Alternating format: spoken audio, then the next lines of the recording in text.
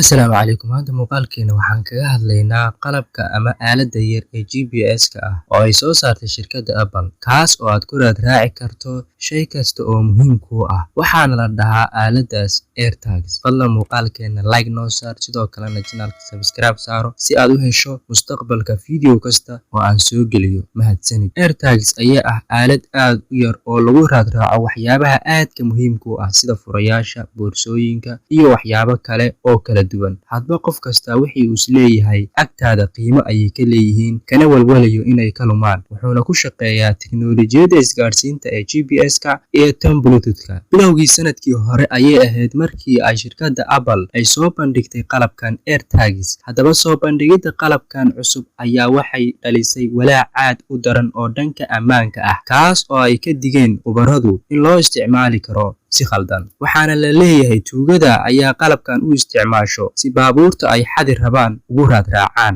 Haddaba booliiska gobolka Ontario ee dalka Canada ayaa sheegay in tuugada baabuurta xadaa uu qalabkani u sahlayo baabuurta ay rabaan in ay xadaan, kuwaas oo ku xidhaya qalabkan si ay ula socdaan meesha uu yaalo bartilmaameedkooda.